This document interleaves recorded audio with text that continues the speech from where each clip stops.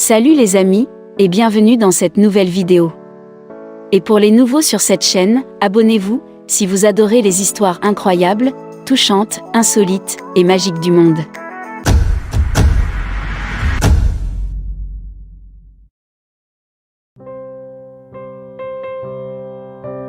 Voici à quoi ressemble l'enfant autrefois malnutri, sauvé d'un village du Nigeria 6 ans plus tard. En janvier 2016, l'histoire du petit Hope a ému le monde, lorsque sa photo où il est venu et recevant de l'eau de celle qui est maintenant sa mère, est devenue virale. Le garçon africain, alors âgé de 2 ans, a été retrouvé par Anja Loven, errant dans un village nigérian après que ses parents l'ont abandonné parce qu'ils pensaient qu'il était un sorcier, chose courante dans certaines régions d'Afrique. Selon Anja elle-même, en dialogue avec le portail nigérian Vanguard, qui a une fondation pour sauver les bébés abandonnés sur ce continent, tout a commencé en 2008, lorsqu'elle est tombée sur un documentaire intitulé « Les enfants sorciers d'Afrique », qui lui montrait la dure réalité des enfants abandonnés, torturés et tués par pure superstition.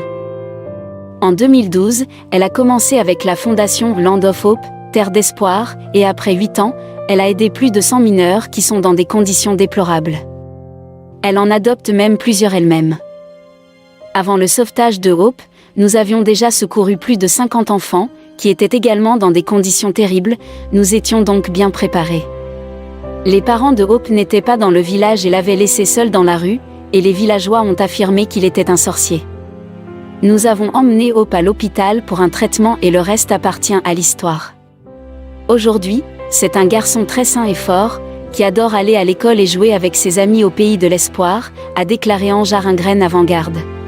Ma feu maman, elle a montré de la compassion et de l'amour à tout le monde. Elle m'a appris la valeur d'être reconnaissant pour ce que vous avez au lieu de vous plaindre de ce que vous n'avez pas. Elle m'a toujours dit de travailler dur et d'être forte. Meilleur conseil, travailler dur, montrer de l'amour et penser positif. Anja Ringren Loven était affalée à l'arrière de la voiture sur le chemin du retour d'une mission de sauvetage avortée d'un enfant sorcier au Nigeria lorsqu'elle a reçu l'appel téléphonique. Déjà bouleversée par la déception de n'avoir pas réussi à secourir l'enfant, Anja pouvait à peine croire ce qu'elle entendait maintenant. Il y avait un garçon, peut-être 2 ou 3 ans, qui était presque mort, dit la voix au téléphone. Il avait été qualifié de sorcier, abandonné par sa famille et laissé mourir dans la rue. Chaque année, Anja et son équipe de la Fondation pour l'éducation et le développement de l'aide à l'enfance africaine ont secouru des dizaines d'enfants sorciers du Nigeria, des enfants dont les familles se sont retournées contre eux du jour au lendemain et ont tenté de les assassiner ou de les torturer, en raison de croyances superstitieuses selon lesquelles leur enfant était soudainement devenu mauvais. Mais jamais auparavant Anja n'avait entendu parler d'une personne si jeune qui avait été rejetée. Anja et son équipe prenaient normalement des jours pour planifier de tels sauvetages, en veillant à protéger la vie de l'équipe de sauvetage, ainsi que celle de ceux qu'ils sauvaient, des fanatiques déterminés à purger le mal de leur vie. Mais il n'y avait pas de temps pour planifier le sauvetage de cet enfant. Anja a demandé à la voiture de dévier sa trajectoire. Elle n'allait pas laisser un autre enfant être victime de cette terrible malédiction, pas aujourd'hui, pas après l'échec du sauvetage, qu'elle avait annulé pour sauver la vie de son équipe de secours. Elle n'allait pas laisser un autre enfant être victime de cette terrible malédiction. Bien sûr, aujourd'hui n'était pas leur premier échec. En 3 ans et demi à ce jeu, Anja avait connu sa part de dévastation, des moments où ils étaient arrivés trop tard, les enfants accusés déjà morts de faim, d'exposition, ou brûlés vifs, noyés dans les rivières, pendus aux arbres, piratés à la hache. C'est son désir d'endiguer une telle horreur qui a amené Anja au Nigeria. Elle était assise dans sa maison au Danemark, l'un des pays les plus pacifiques du monde, lorsqu'elle a vu un documentaire sur le sort des enfants nigérians qui avaient été qualifiés de sorciers. Consternée par ce qu'elle a vu agresser son écran de télévision, Anja savait qu'elle devait faire quelque chose. Elle avait déjà acquis une expérience de l'aide en vivant au Malawi pendant 3 mois, et en aidant à rénover une école de village en Tanzanie. Elle a donc vendu tout ce qu'elle possédait pour financer un voyage au Nigeria où elle travaillerait dans un orphelinat pour enfants accusés de sorcellerie. C'est là qu'elle rencontrera David Emmanuel lui-même, qui deviendra son mari. David était un étudiant en droit nigérian qui se battait pour les droits de l'homme dans son pays depuis l'âge de 15 ans. Brûlant du désir d'en faire plus, et d'éviter la corruption dont ils avaient été témoins dans cet orphelinat, le duo était déterminé à ouvrir son propre orphelinat. Pour aider les enfants accusés de sorcellerie. Ils ont finalement collecté suffisamment d'argent pour acheter un terrain en 2014, qui abrite aujourd'hui 50 enfants abandonnés dans une auberge, pouvant accueillir jusqu'à 200 personnes. L'orphelinat, appelé Land of Hope, abrite également 10 employés et Anja, David et leur fils junior. La plupart des enfants de l'orphelinat sont âgés de 6 à 18 ans.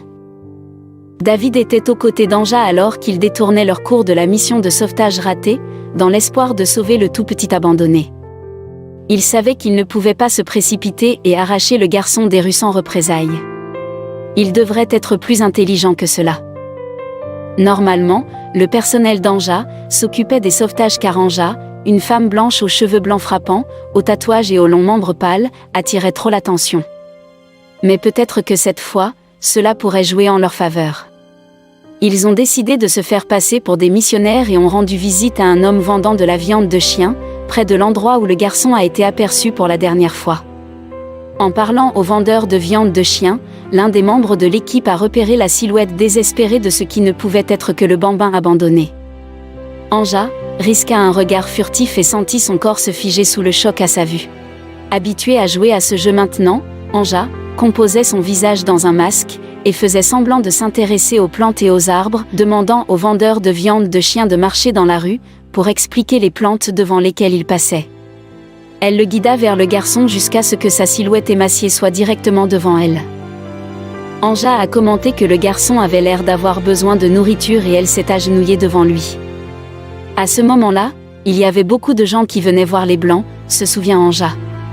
Nous étions encerclés et la tension était vraiment élevée. Je me suis agenouillée pour lui donner de l'eau et des biscuits, et il sentait tellement mauvais, il était plus mort que vivant. Alors j'ai dit, je pense que cet enfant a besoin d'une aide médicale et j'ai demandé si je pouvais avoir une couverture pour l'envelopper et l'emmener dans un centre de santé. Soulagée par la réponse affirmative de l'homme, Anja prit le petit corps dans ses bras et retourna à leur van.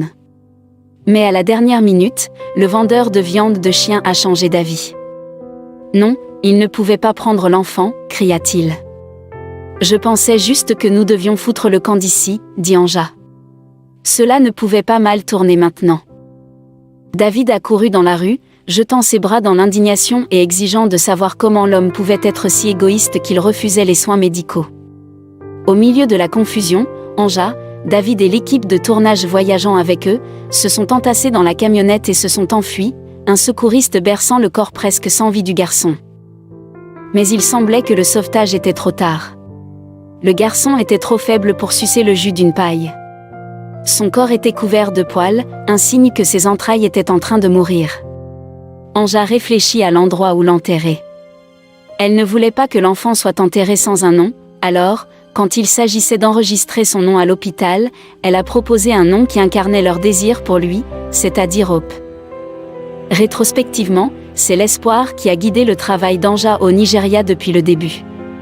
L'espoir de sauver des enfants, l'espoir d'empêcher que d'autres soient stigmatisés comme des sorciers.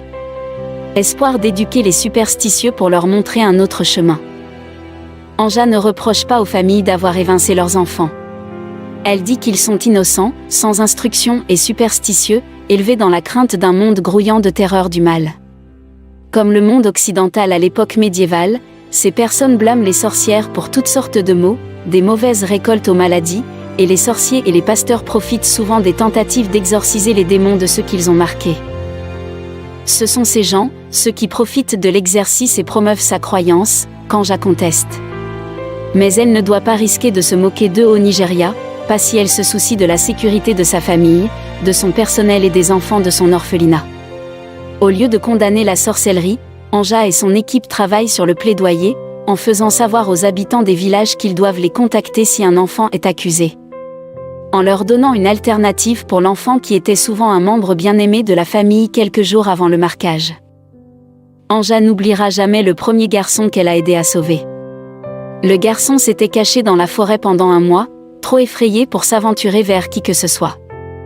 Mais finalement Anja et son équipe l'ont trouvé, debout seul, son t-shirt déchiré avec des trous, son corps couvert de saleté. Il n'y avait pas de sang, aucun signe de torture, mais il avait l'air tellement effrayé, se souvient Anja. Ce regard de peur, de solitude absolue, c'était comme si un couteau traversait mon cœur. J'ai juste pensé comment quelqu'un peut-il abandonner un enfant comme ça ? Alors que la guérison physique et émotionnelle prend du temps, Anja est étonnée de la force de caractère des enfants et de leur capacité à se remettre d'une telle horreur. Elle cite le cas d'un garçon de 18 ans pris en charge par l'orphelinat qu'ils ont trouvé il y a 3 ans. Ses oncles l'avaient maintenu au sol et lui avaient piraté le corps avec une hache, lui tranchant finalement la tête à quelques millimètres de son cerveau. Le corps brisé du garçon s'est réparé avec le temps, mais ses blessures mentales se sont avérées beaucoup plus dures. Comme tout le monde à l'orphelinat, ce garçon a reçu de l'amour et des encouragements et lentement il a commencé à guérir. Aujourd'hui, ce garçon est maintenant premier de sa classe à l'école et envisage d'étudier le droit à l'université. Si vous aviez pu le voir quand nous l'avons sauvé pour qu'il devienne ce qu'il est aujourd'hui, vous seriez tellement étonné, dit Anja. Il me rend si fière. Avec l'accent mis par l'orphelinat sur l'éducation, le garçon est l'un des nombreux enfants de Land of Hope qui excellent à l'école. Leurs yeux brillants et leurs larges sourires continuent d'étonner Anja. Lorsque nous les sauvons, ils sont comme des animaux sauvages, dit-elle.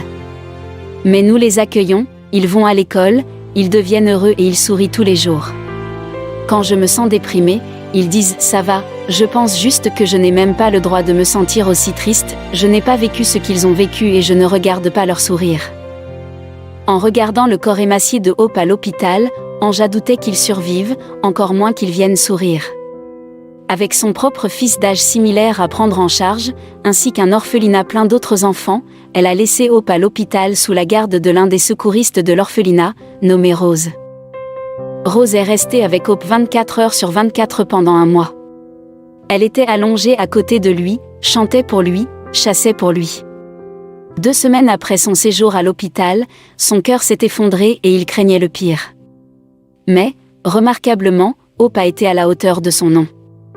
Le visage d'Anja se réchauffe en un sourire à la pensée de lui. Il est méconnaissable d'après le bébé qu'elle a pris dans ses bras il y a 18 mois. Il est maintenant un bambin potelé, son visage plein de sourires effrontés, à la maison à l'orphelinat. Grâce à une photo prise à son secours, montrée à côté d'une photo de lui aujourd'hui, qui est devenue virale sur Internet, Hope représente tout ce qu'Anja espère accomplir. Car si quelqu'un d'aussi jeune, d'aussi fragile, d'aussi vulnérable peut guérir, il y a sûrement de l'espoir pour les autres de supporter encore l'accusation de sorcellerie. Il y a sûrement de l'espoir qu'une telle horreur puisse être surmontée avec l'éducation, la compréhension et l'amour. Sur cette photo, on voit Anja et Hope, reproduisant presque exactement la photo de leur retrouvaille. Le garçon nigérian Hope retrouve son père 6 ans après avoir été traité de sorcier et laissé mourir de faim. Le lundi 1er août 2022, elle a posté sur la page Facebook disant que Hope a finalement rencontré son père il y a quelques jours après 6 ans. La travailleuse caritative a déclaré que les parents de Hope étaient divorcés, mais elle n'a pas divulgué les circonstances qui ont conduit l'enfant à être qualifié de sorcier et abandonné. Voici son message. Après plus de 6 ans de recherche, nous avons enfin trouvé le père de Hope.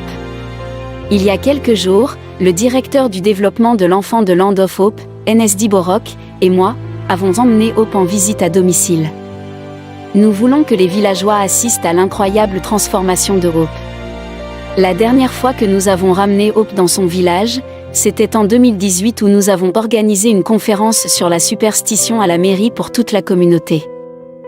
Cette fois, Hope était ravi d'être de retour, car il comprend de plus en plus notre grande surprise que nous nous retrouvions soudain face à face avec son oncle, le frère de sa mère. En 2016, lorsque nous avons sauvé Hope, l'oncle travaillait dans un autre état, il n'était donc pas là.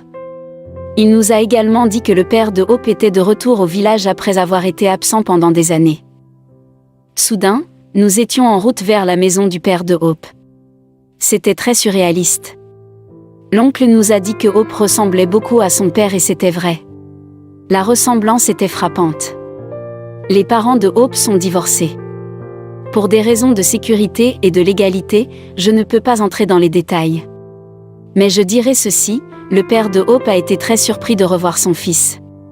Et Hope n'arrêtait pas de le fixer. David Jr. était là aussi. Il était si attentionné et avec des signes de la main, il n'arrêtait pas de dire à Hope que tout allait bien. Quand nous sommes revenus au pays de l'espoir, Hope a pris mon téléphone et était tellement excité de montrer aux enfants les photos de lui et de son père. Exactement comme tous les autres enfants le font lorsqu'ils reviennent de visite à domicile. Hope ne va pas vivre avec son père ou sa mère pour de nombreuses raisons. Mais peu importe ce qui s'est passé dans le passé, les enfants ont besoin de connaître leurs racines. Les enfants ont besoin de savoir d'où ils viennent, car cela contribue à façonner leur identité. Hope a le droit d'avoir une identité. Avoir une identité est un droit humain fondamental. Pour Hope, en savoir plus sur ses origines culturelles, et d'où il vient, l'aidera à développer un sens aigu de qui il est vraiment. Pour Hope, savoir d'où il vient ne signifie pas qu'il oubliera jamais ce qui s'est passé, au contraire, cela le libérera et l'amènera à une place plus puissante dans sa vie. Sur l'Instagram danois, il y a des photos de ce à quoi ressemble Hope aujourd'hui, après son adoption il y a 6 ans, une époque où il était sur le point de mourir de malnutrition et de vers à l'intérieur de son corps. Les photos de Hope sont accompagnées d'un joli message dans lequel Anja Loven se souvient de ce jour avec nostalgie et maintenant bonheur. Je pense que la plupart des gens dans le monde ont vu ou entendu parler de la célèbre image de Hope et moi, où je m'agenouille devant son corps mal nourri et affamé, pour lui donner de l'eau. Je ne veux pas partager cette photo aujourd'hui. Au lieu de cela, je veux partager des photos de Hope tel qu'il est aujourd'hui, 6 ans après le sauvetage. Un jeune homme très fort, intelligent, drôle et beau, qui, malgré tout, a survécu, écrit la Danoise et ajoute. Hope a vu la célèbre photo de lui à plusieurs reprises. Il se pointe du doigt pour dire que c'est lui sur la photo, puis sourit, comme s'il était fier. Mais je sais que ce n'est pas une question de fierté. Les enfants naissent avec la capacité de pardonner.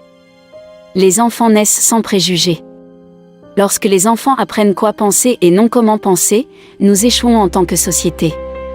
Avons-nous élevé Hope pour détester ses parents qui l'ont abandonné, l'ont accusé d'être un sorcier et l'ont laissé mourir seul dans la rue? Non, bien sûr que non. Avec ces photos, voici comment la Danoise s'est souvenue du 4e anniversaire depuis qu'elle a sauvé Hope. Voici une vidéo publiée par Anja, en juin 2019.